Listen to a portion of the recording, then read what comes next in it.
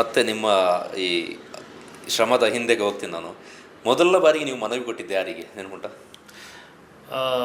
ಈ ನಿಗಮದ ಅಂದರೆ ಬರೀ ನಿಗಮದ ವಿಚಾರ ಅಂತಲ್ಲ, ನಾವು 2015ರಲ್ಲಿ ತಲಕಾವೇರಿಯಿಂದ ಬೆಂಗಳೂರಿಗೆ ಒಂದು ಪಾದಯಾತ್ರೆ ಹಮ್ಮಿಕೊಂಡಿದ್ದೀವಿ, ಜಬ್ಬೂಮಿ ಬಾಳೋ 2015 ಅಂತ ಹೇಳುವಂಥದ್ದು. ಅದರಲ್ಲಿ ನಾವು ಒಂದು ಬೇಡಿಕೆಯನ್ನಾಗಿ ಇದನ್ನು ನಾವು ಅದರಲ್ಲಿ ಸೇರಿಸ್ಕೊಂಡಿದ್ದೀವಿ. ಆ ವಿಚಾರದಲ್ಲಿ ಮಾತನಾಡೋದಾದರೆ ಮೊಟ್ಟ ಮೊದಲ ಒಂದು ಮನವಿ ಸಹ ಸಿದ್ದರಾಮಯ್ಯ ಸರ್ಕಾರದ ಅವತ್ತು ಇತ್ತು. ಸಿದ್ದರಾಮಯ್ಯನವರೇ ಅವತ್ತು ಮುಖ್ಯಮಂತ್ರಿ ಆಗಿದ್ದರು. ಅವತ್ತು ಸಹ ಸಿದ್ದರಾಮಯ್ಯನವರು ಸಿದ್ದರಾಮಯ್ಯ ಅವ್ರ ಕೈ ಕೊಟ್ಟರು. ಹೌದು, ಸುಮಾರು ಒಂದು 3/4 ಗಂಟೆ ನಮ್ಮ ಹತ್ರ 45 ನಿಮಿಷಗಳಷ್ಟು ನಮಗೆ ಸಮಯವನ್ನು ಕೊಟ್ಟು ಎಲ್ಲ ಬೇಡಿಕೆಗಳನ್ನು ಸಹ ಕೂಲಂಕುಷವಾಗಿ ಅವತ್ತು ನಮ್ಮನ್ನು ಕೇಳಿದ್ರು ಅವರು. ಹಾಗೆ ಮಾತಾಡಬೇಕು ಅಂತಂದರೆ ಮೊಟ್ಟ ಮೊದಲನೇದಾಗಿ ಇದರ ಮೆಮೊರಾಂಡಮ್ ಕೊಟ್ಟಿರುವಂಥದ್ದು ಸಹ ಸಿದ್ದರಾಮಯ್ಯನವರಿಗೆ, ಸನ್ಮಾನ್ಯ ಸಿದ್ದರಾಮಯ್ಯನವರಿಗೆ. ಈಗ ಅದಕ್ಕೆ ಒಂದು ಅಂತ್ಯ ಸಿಗ್ತಾ ಇರೋದು, ಅಂತ್ಯವನ್ನು ಕೊಟ್ಟಿರುವಂಥದ್ದು ಅವರಿಂದಾಗಿದೆ, ಕಾಕತಾಳಿ. ಈಗ ನೀವು ಪ್ರಶ್ನೆ ಮಾಡಿದಾಗ ನನಗೆ ಅದು ಯೋಚನೆ ಬಂತು. ಅದರ ನಂತರ ಎಷ್ಟು ಬಾರಿ ನೀವು ವಿಧಾನಸೌಧದ ಮೆಟ್ಲು ಹತ್ತಿದ್ರಿ, ಬೆಳಗಾವಿಗೆ ಹೋದ್ರಿ, ಮುಖ್ಯಮಂತ್ರಿಗಳನ್ನ ಭೇಟಿ ಆದ್ರಿ?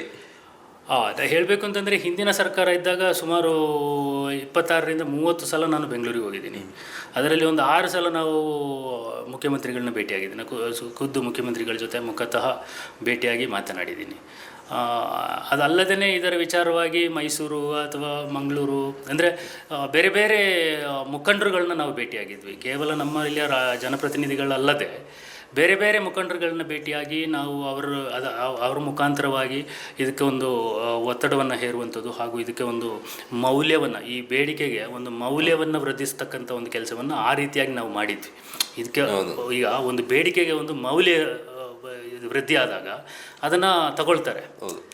ಅದು ಇಲ್ಲ ಅಂತಂದರೆ ತೀರಾ ಫ್ಲ್ಯಾಟಾಗಿ ನಾವು ಮಾಡ್ತಾ ಹೋದರೆ ಅದು ಅಷ್ಟರಲ್ಲೇ ಇರುತ್ತೆ ಅಂಥೇಳಿ ಅದರಿಂದ ಹಿಂದಿನ ಸರ್ಕಾರದಲ್ಲಿ ನಾವು ಮಾಡಿದ್ವಿ. ಆದರೆ ಈಗಿನ ಸರ್ಕಾರದಲ್ಲಿ ನಾವು ಸರ್ಕಾರದೊಂದಿಗೆ ಯಾವುದೇ ಇದು ಮಾಡಲಿಲ್ಲ. ಆದರೆ ನಮ್ಮ ಶಾಸಕರೊಂದಿಗೆ ಮಾತ್ರ ನಾನು ಸುಮಾರು ಒಂದು 5-6 ಸಲ ಭೇಟಿ ಮಾಡಿದ್ದೀನಿ.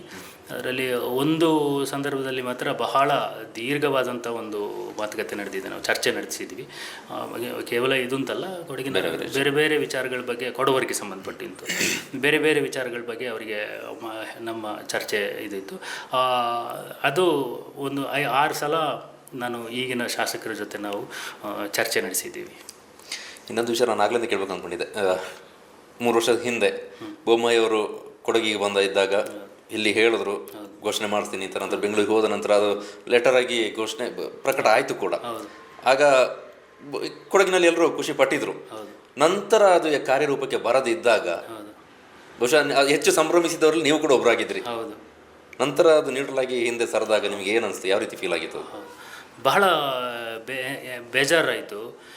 ಬಹಳ ಬೇಸರ ಅಂತಂದರೆ ಅದು ರಾಜಕೀಯವಾಗಿ ಅಷ್ಟೊಂದು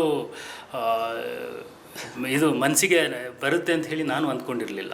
ಯಾಕೆಂತಂದರೆ ಅದರ ಹಿಂದೆ ನಾವು ಅಷ್ಟೊಂದು ಶ್ರಮ ವಹಿಸಿದ್ವಿ ನಿಸ್ವಾರ್ಥತೆಯಿಂದ. ನಾವು ಒಂದು ಸಂಘಟನೆಯಾಗಿ ಕೆಲಸ ಮಾಡಿದ್ದೇವೆ ಹೊರತು ಅದರಲ್ಲಿ ಬೇರೆ ಯಾವುದು ಮಾಡಿರಲಿಲ್ಲ. ಆದರೆ ಅದೇ ನಾನು ಅದನ್ನು ಹೇಗೆ ವ್ಯಾಖ್ಯಾನಿಸ್ಬೋದು ಅಂತಂದರೆ, ಒಂದು ಹಾಕಿ ಆಟದಲ್ಲಿ ನಾವು 11 ಜನ ಆಟಗಾರ ಇರ್ತಾರೆ. ಕೆಲವರು ಸ್ಟಾರ್ ಪ್ಲೇಯರ್ಸು ಇರ್ಬೋದು. ಅದರಲ್ಲಿ ಅವರು ಗೋಲ್ ಕನ್ವರ್ಟ್ ಮಾಡೋದಲ್ಲಿ ಎಕ್ಸ್ಪರ್ಟ್ ಇರ್ತಾರೆ. ನಾವು ಚೆಂಡನ್ನು ತಗೊಂಡು ಹೋಗಿ ಒಳ್ಳೆ ಪಾಸನ್ನು ಕೊಡ್ಬೋದು, ಆದರೆ ಗೋಲ್ ಕನ್ವರ್ಟ್ ಮಾಡೋದು ಇಂಪಾರ್ಟೆಂಟ್ ಆಗುತ್ತೆ ಒಂದು ಟೀಮಿನ ಗೆಲುವಿಗೆ. ಹಾಗೆಯೇ ನಾವು ಬಹುಶಃ ಅವತ್ತು ಕೊಟ್ಟಂಥ ಪಾಸ್ ಒಳ್ಳೆ ಪಾಸ್ ಆಗಿತ್ತು, ಆದರೆ ಆ ಗೋಲ್ ಕನ್ವರ್ಷನ್ ಆಗಲಿಲ್ಲ. ನಾನು ಅಷ್ಟಕ್ಕೆ ಮಾತ್ರ ಹೇಳಲಿಕ್ಕೆ ಇಷ್ಟಪಡ್ತೀನಿ. ನಾನು ಯಾರನ್ನು ಇದರಲ್ಲಿ ರಾಜಕೀಯವನ್ನು ಜಾಸ್ತಿ ಮಾತಾಡಲಿಕ್ಕೆ ಬಯಸೋದಿಲ್ಲ, ಯಾಕೆಂತಂದರೆ ಅದು ಒಳ್ಳೆಯದು ಅಲ್ಲ. ಆದರೆ ಈ ಸಲನೂ ನಾವು ಅದೇ ಪ್ರಯತ್ನ ಮಾಡಿದ್ವಿ. ಇನ್ನೊಂದು ಟೂರ್ನಮೆಂಟ್ನಲ್ಲಿ ನಾವೇನು ಮಾಡಿದ್ವಿ, ಅದೇ ಚೆಂಡನ್ನು ಅದೇ ಥರದಲ್ಲಿ ನಾವು ಒಂದು ಒಳ್ಳೆಯ ಪಾಸನ್ನು ನೀಡಿದ್ವಿ. ಅದನ್ನು ಈ ಸಲದ ನಮ್ಮ ಏನು ಇವರಿದ್ದರು ಅವರು ಅದನ್ನು ಗೋಲಾಗಿ ಕನ್ವರ್ಟ್ ಮಾಡಿದರು ಅಂತೇಳಿ. ಈಗ ಅದನ್ನು ರಾಜಕೀಯವಾಗಿ ಇದು ಮಾಡಿ ಅದನ್ನು ಬೇರೆ ಇದರಲ್ಲಿ ಮಾತಾಡೋದಕ್ಕಿಂತ ಇದನ್ನು ಈಗ ಆಗಿದೆ, ಇದರಲ್ಲಿ ಗೋಲ್ ಹೊಡೆದಾಗಿದೆ, ಮ್ಯಾಚ್ ವಿನ್ ಆಗಿದೆ, ಎಲ್ಲ ಆಯಿತು. ಈ ಮ್ಯಾಚಿನ ಬಗ್ಗೆ ಮಾತಾಡಿ ಪ್ರಯೋಜನ ಇಲ್ಲ. ಏನಾದರೂ ಮಾತಾಡಬೇಕಿದ್ರೆ ಇನ್ನೊಂದು ಟೂರ್ನಮೆಂಟಿಗೆ ಪ್ರಿಪೇರ್ ಆಗಿ ಇನ್ನೊಂದು ಗೋಲ್ನ ನೀವು ಹೊಡೀರಿ, ಮ್ಯಾಚನ್ನು ವಿನ್ ಆಗಿ ಅಂತ ಹೇಳ್ಬೋದು ಅಷ್ಟೇ. ಇದರಲ್ಲಿ ಈಗ ಆಗಿದೆ, ಎಲ್ಲ ಗೇಮ್ ಫಿನಿಶ್ ಆಗಿದೆ ಆಲ್ಮೋಸ್ಟ್.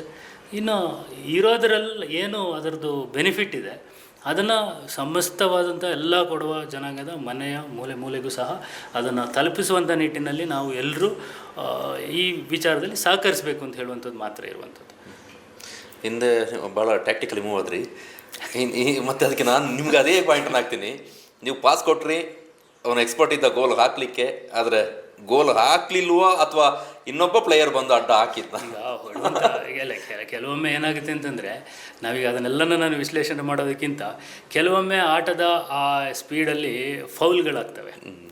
ಮೇ ಬಿ ಅದು ಯಾವುದೋ ಒಂದು ವಿಚಾರದಲ್ಲಿ ಗೊತ್ತಿದ್ದೋ ಗೊತ್ತಿಲ್ಲದೇನೋ ಏನೋ ಒಂದು ಆಗಿರ್ಬೋದು. ಅದನ್ನು ನಾವು ಜಾಸ್ತಿ ವಿಶ್ಲೇಷಿಸೋದಕ್ಕಿಂತ ನಮ್ಮಂಥ ಒಂದು ಸಣ್ಣ ಜನಾಂಗ, ನಮಗೆ ಯಾವುದೇ ಒಂದು ರಾಜಕೀಯವಾದಂಥ ಲಾಬಿ ಇಲ್ಲ, ನಮ್ಮಲ್ಲಿ ಬಲಾಢ್ಯ ನಾಯಕರುಗಳು ಅಂತ ಹೇಳುವಂಥದ್ದು ಒಂದು ತಂಡ ಇಲ್ಲ.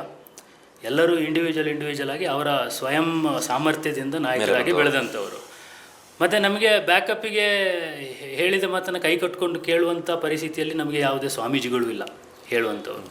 ಇಷ್ಟು ಇದ್ದಾಗ ನಾವು ಒಂದು ವಿಚಾರವನ್ನು ಅಷ್ಟು ಒಂದು ಡೆಲಿಕೇಟಾಗಿ ಒಂದು ಬೆಣ್ಣೆನ ಕೈಯಲ್ಲಿ ಇಟ್ಕೊಂಡು ನಾವು ಇನ್ನೊಂದು ಜಾಗಕ್ಕೆ ತಲುಪಿಸ್ಬೇಕಲ್ಲ, ಆ ಒಂದು ರೀತಿಯಲ್ಲಿ ನಾವು ಈ ಒಂದು ವಿಚಾರವನ್ನು ಸರ್ಕಾರಕ್ಕಿರ್ಬೋದು, ಒಬ್ಬರು ನಾಯಕರಿಗಿರ್ಬೋದು, ನಾವು ಇದನ್ನು ಮುಟ್ಟಿಸ್ಬೇಕಾಗುತ್ತೆ. ಅದರಿಂದ ನಾವು ಇಲ್ಲಿ ಆಗಿರುವಂಥದ್ದನ್ನು ಪೋಸ್ಟ್ ಮಾರ್ಟಮ್ ಮಾಡುವಂಥದ್ದು ಅವಶ್ಯಕತೆ ಇಲ್ಲ ಅಂತ ಎಲ್ರಿಗೂ ಗೊತ್ತಿದೆ, ಅದು ಅವಶ್ಯಕತೆ ಇಲ್ಲ. ಆದರೆ ಈಗ ಆಗಿರುವಂಥದ್ದನ್ನು ನಾವು ಹೇಳಲೇಬೇಕಾಗುತ್ತೆ. ಏನಾಗಿದೆ ಅಂತ ಹೇಳುವಂಥದ್ದನ್ನು ಹೇಳದಿದ್ದರೆ ತಪ್ಪಾಗುತ್ತೆ. ಸೊ ಈಗ ಏನಾಗಿದೆ, ಅದು ಇವರು ಪೊನ್ನಣ್ಣನವರ ಮುಂದಾಳತ್ವದಲ್ಲಿ ಏನಾಗಿದೆ ಅದು ಸತ್ಯ ಇದೆ, ವಾಸ್ತವ ಇದೆ. ನಾವೀಗ ಅದರ ವಿಚಾರದಲ್ಲಿ ಅದು ಮುಂದಕ್ಕೆ ಹೋಗುತ್ತೆ. ಅದನ್ನು ನಾವೀಗ ಮುಂದಕ್ಕೆ ಏನಿದೆ ಅಂತ ಹೇಳುವಂಥದ್ದು ನಾವು ಮಾತಾಡಬೇಕಾಗಿದೆ. ಆಗೋಗಿದೆ. ಈಗ ಅದು ಘೋಷಣೆಯೂ ಆಗಿದೆ, ಸ್ಥಾಪನೆಯೂ ಆಗಿದೆ, ಎಲ್ಲ ಆಗಿದೆ ಆಲ್ಮೋಸ್ಟ್. ಇನ್ನು ಮುಂದಿನ ಪ್ರಕ್ರಿಯೆಗಳು ಸಹ ನಡೀತದೆ. ಆ ನಡಿಬೇಕಾದ್ರೆ ನಾವು ಅದನ್ನು ಯಾವ ರೀತಿ ನಾವು ತಯಾರಿದ್ದೀವಿ ಅಂತ ಹೇಳುವಂಥದ್ದು ಇದರಲ್ಲಿ ಮುಖ್ಯವಾಗುತ್ತೆ. ಅದ ನಂತರ ಯಾವ ರೀತಿ ಬಳಸ್ಕೊಳ್ತೀವಿ ಅನ್ನೋದು. ಹೌದು. ಅದೇ ನಾನು ಹೇಳೋದಂತಂದ್ರೆ, ಒಂದು ಯಾವುದೇ ಗೆಲುವು ಅಷ್ಟು ಸುಲಭವಾಗಿ ಸಿಕ್ಕಿದ್ರೆ ನೆನಪಲ್ಲಿ ಉಳಿಯೋದಿಲ್ಲ. ಅದು ದೊಡ್ಡ ಲೀಡಲ್ಲಿ ಗೆದ್ದರೆ ಆಗೋದಿಲ್ಲ. ಒಂದು ಟಫ್ ಫೈಟ್ ಇದ್ದು ಒಂದು ಗೆದ್ದ ಅಂತ ಹೇಳಿದ್ರೆ ಅದಕ್ಕೆ ಅದರ ಅರ್ಥನೇ ಬೇರೆ ಇರುತ್ತೆ. ಬಹುಶಃ ನೀವು ಈ ದಶಕದ ಹೋರಾಟ ಈಗ ಒಂದು ಗೆಲುವಾಗಿ ಸಿಕ್ಕಿದೆ, ಇದು 100 ವರ್ಷ ಕಳೆದ ನಂತರವೂ ಯಾರಾದರೂ ಈ ತಲೆಮಾರು ದಾಖಲೆಯಾಗಿ ಮಾಡಿಟ್ರೆ ದೊಡ್ಡ ಚರಿತ್ರೆಯಾಗಿ ಉಳ್ಕೊಳ್ಬೋದು ಅಂತ ಹೇಳಿ ಒಂದು ನಮ್ಮ ಒಂದು ಇದಷ್ಟೇ ಆಶಾಭಾವನೆ ಅಷ್ಟೇ. ಆ್ಯಂಡ್ ಹೋರಾಟದವ್ರಿಗೂ ಕೂಡ ಖುಷಿ ಇರುತ್ತೆ. ಹೌದೌದು. ಮತ್ತು ಏನು ಅಂತಂದರೆ, ಈಗ ಇದು ಹಲವಾರು ಕೊಡುವರ ಬೇಡಿಕೆಗಳನ್ನ ಇಟ್ಕೊಂಡು ಹಲವಾರು ಸಂಘಟನೆಗಳಿದ್ದಾವೆ. ಇದೊಂದು ವಿಚಾರದ ಸುತ್ತಲೇ ಅವರ ಅಭಿಪ್ರಾಯಗಳನ್ನ ವ್ಯಕ್ತಪಡಿಸ್ಕೊಂಡು ಹೋಗೋದಕ್ಕಿಂತ ಈ ಒಂದು ವಿಚಾರವನ್ನು ಒಂದು ಮೋಟಿವೇಶನ್ ಆಗಿ ಇಟ್ಕೊಂಡು, ಇದೊಂದು ಇನ್ಸ್ಪಿರೇಷನಲ್ ಆಗಿ ಅವರು ತಗೊಂಡು ಅವರವರ ಬೇಡಿಕೆಗಳು ಅಥವಾ ಅವರವರ ಕಾರ್ಯವ್ಯಾಪ್ತಿಯಲ್ಲಿ ಅವರವರ ಏನು ಕೆಲಸಗಳಿದ್ದಾವೆ ಅದನ್ನು ನಾವು ಸಾಫಲ್ಯತೆಡೆಗೆ ಹೇಗೆ ತೆಗೆದುಕೊಂಡು ಹೋಗ್ಬೋದು ಅಂತ ಹೇಳುವ ನಿಟ್ಟಿನಲ್ಲಿ ಚಿಂತಿಸಿದರೆ ಬಹಳ ಒಳ್ಳೆಯದು. ಹೌದು. ಅಂದರೆ ಏನೂ ಆಗೋದಿಲ್ಲ ನಮ್ಮಲ್ಲಿ ಅಂತ ಹೇಳುವಂಥದ್ದು ಇತ್ತಲ್ಲ, ಬಟ್ ಇವಾಗೆಲ್ಲ ಆಗುತ್ತೆ ಅಂತ ಹೇಳುವಂಥದ್ದು ಒಂದು ಕಾನ್ಫಿಡೆನ್ಸ್ ಬಂದಿದೆ. ಬಹಳಷ್ಟು ವಿಚಾರ ಇರ್ಬೋದು. ಹಾಗಿರಬೇಕಾದ್ರೆ ನಾವು ಅದನ್ನು ಬಳಸ್ಕೋಬೇಕಲ್ವ. ಒಂದು ವ್ಯವಸ್ಥೆ ನಮಗೆ ಫೇವರಾಗಿ ಕೆಲಸ ಮಾಡ್ತಾ ಇದೆ ಅಂತ ಅನ್ನುವಾಗ ಎಷ್ಟಾಗುತ್ತೆ ಅಷ್ಟು ಬಳಸ್ಕೋಬೇಕು. ಈಗ ಇನ್ನೊಂದು ವ್ಯವಸ್ಥೆ ಬಂದಾಗ ಇಷ್ಟೇ ಫೇವರೇಬಲ್ ಆಗಿ ಇರುತ್ತೆ ಅಂತ ಹೇಳಿ ನಮಗೆ ಹೇಳಲಿಕ್ಕಾಗಲ್ಲ. ಆಗ ನಾವೇನು ಮಾಡಬೇಕು, ಇರುವ ವ್ಯವಸ್ಥೆಯನ್ನು ಸಮಗ್ರವಾಗಿ ಬಳಸ್ಕೋಬೇಕು. ಯಾರೋ ಒಬ್ಬನ ಮನೆಗೆ ಬೇಕಾದಾಗಿ ಮಾಡ್ತಿರೋ ಅಲ್ಲ ಯಾರೋ ಒಬ್ಬರ ಮನೆಗೆ ಬರೋದು ಇಲ್ಲ. ಇದು ಯಾರೋ ಒಬ್ಬರ ಮನೆಗೆ ಬರುವಂಥ ವ್ಯವಸ್ಥೆನೂ ಅಲ್ಲ.